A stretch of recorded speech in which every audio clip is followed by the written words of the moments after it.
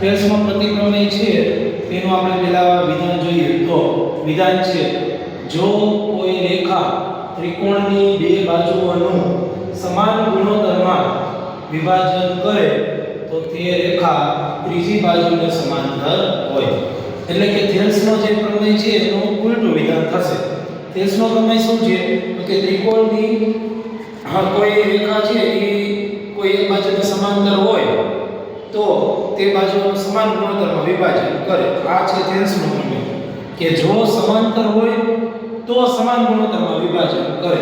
અને અહીંયા એનું ઊંધું કે જો સમાન ગુણોત્તરમાં વિભાજન કરે તો તે સમાંતર હોય. આ પ્રમાણે આપણે થેલ્સનો પ્રતિપ્રમેય છે તે સોલ્વ કરશું. ચાલો એના માટે જોઈએ પહેલા આપણે આકૃતિ. તો કે ત્રિકોણ છે ABC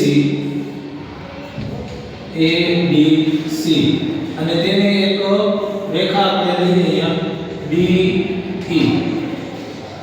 તો સૌપ્રથમ આવશે પક્ષ.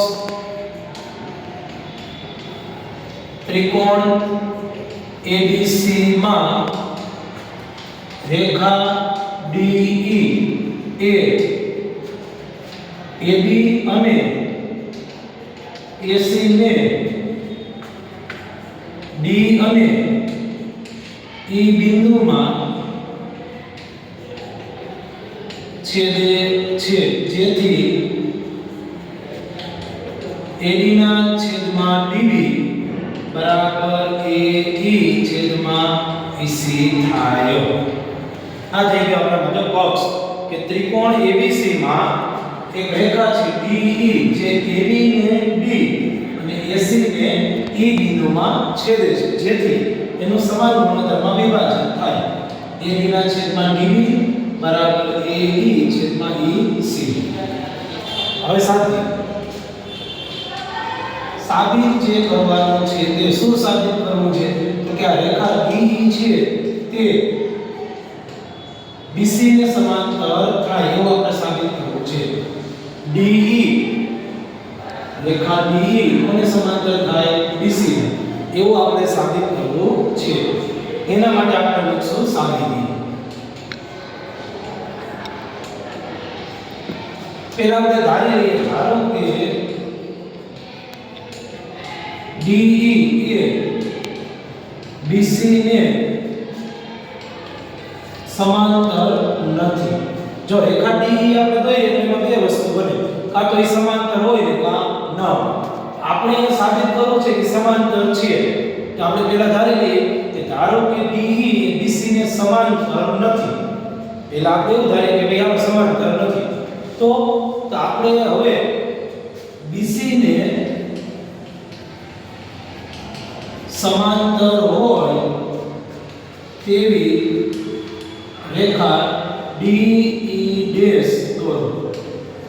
તો હવે બીજી એક રેખા દોરવાની છે જે BC ને સમાંતર હોય, જેનું નામ છે DE ડેશ. એવી એક આપણે રેખા દોરીએ DE ડેશ. એક બીજી રેખા દોરીએ. હવે થેલ્સના પ્રમેય મુજબ જો સમાંતર હોય તો એનું સમાન ગુણોત્તરમાં વિભાજન થાય. એટલે કે AD ના છેદમાં DB બરાબર AE ડેશ સમાંતર છે AE ડેશ છેદમાં E ડેશ C. કોના મુજબ? તો કે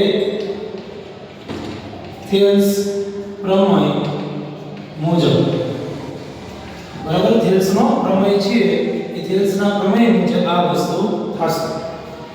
હવે આના જેવું જ એક બીજો આપણને આપ્યું છે પક્ષમાં કે AD ના છેદમાં DB બરાબર AE છેદમાં EC.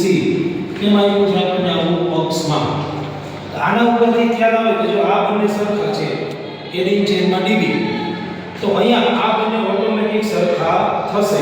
એટલે કે આપણે કહી શકીએ AE ડેશ છેદમાં E ડેશ C બરાબર AE છેદમાં EC. આ બંને સરખા હોય એટલે આ બંને ઓટોમેટિક સરખા જ થાય. હવે આપણે સાબિત કરવું છે આ સમાંતર છે એવું કંઈ. એના માટે આપણે આ બંને પરિણામોમાં એક પ્લસ કરવાનો છે. બે બાજુ આપણે એ ઉમેરી દેશું તો પેલું છે એ ઈ ડેશ છેદમાં ઈ ડેશ સી પ્લસ f બાજુમાં પ્લસ એ ઈ છેદમાં ઈ સી પ્લસ f બેમાં આપણે એક ઉમેરશું હવે બેમાં પ્લસ એક કર્યા એટલે અહીંયા લસા આવશે આનો ગુણાકાર એક સાથે અને છેદનો ગુણાકાર એક સાથે એટલે બનશે નવું a b dash plus e dash c છેદમાં e ડેશ c આ બાજુ પણ એવું a e plus e c છેદમાં e c હવે આને તમે આમાં આકૃતિમાં જો ખ્યાલ આવશે a e ડેશ અને e ડેશ c એટલે આખું ac થશે આ બંનેનો સરવાળો તમે આકૃતિમાં જોવો એટલે આખું કોણ થઈ જશે ac તો આ જે સરવાળો છે એના બરાબર થઈ ગયું ac છેદમાં e ડેશ c બરાબર અહીંયા પણ તમે આ બંનેનો સરવાળો કરશો a e અને e c એટલે આખું થઈ જશે ac તો ત્યાં પણ સરવાળો ac છેદમાં e c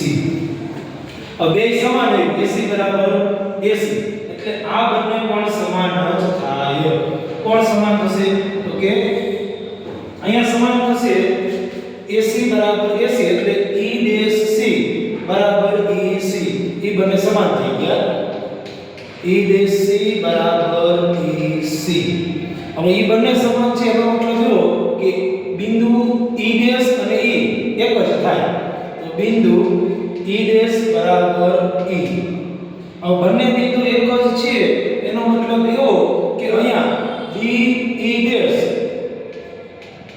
સમાંતર BC આપણે રકમમાં જોયું કે BC ને સમાંતર E D E ડેશ છે તો જો D E ડેશ સમાંતર BC છે તો E ડેશ અને E તો સરખા છે એટલા માટે આપણે પણ કહી શકીએ કે D E સમાંતર BC થાય આ થઈ ગયો આપણે થેલ્સનો પ્રમેય સાબિત બરાબર પહેલા તો આપણે વિધાન જો કોઈ રેખા ત્રિકોણની બે બાજુઓનું સમાન ગુણોત્તરમાં વિભાજન કરે તો તે રેખા ત્રીજી બાજુને સમાંતર હોય પક્ષમાં આપણે જોયું કે ત્રિકોણ ABC માં રેખા DE આ રેખા DE AB ને D બિંદુમાં અને AC ને E બિંદુમાં છેદે છે જેથી AD ના છેદમાં DB અને AE ના છેદમાં AC થાય એટલે સમાન ગુણોત્તરમાં વિભાજન થાય તો સાબિત કરો DE સમાંતર BC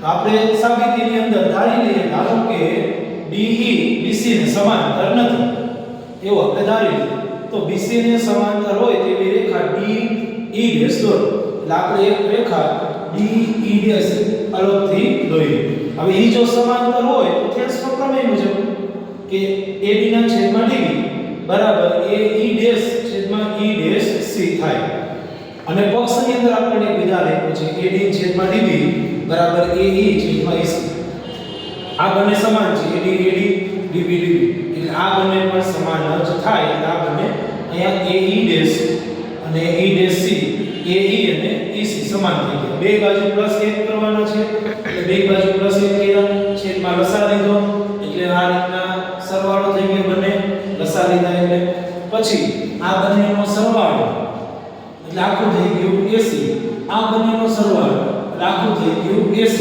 આ છેદમાં E ડેશ C બે AC AC સમાન છે એટલે નીચેના છેદ પણ સમાન છે E ડેશ C બરાબર EC અને એ બંને સમાન છે એટલે E ડેશ અને E પણ ઓટોમેટિક સમાન થાય સમપાતી થાય એટલે A E ડેશ અને E સમાન છે તેથી અહીંયા જોઈએ તો DE ડેશ સમાંતર BC તો DE સમાંતર BC થાય આ પ્રમાણે થેલ્સનો પ્રતિપ્રમેય છે તે સાબિત થશે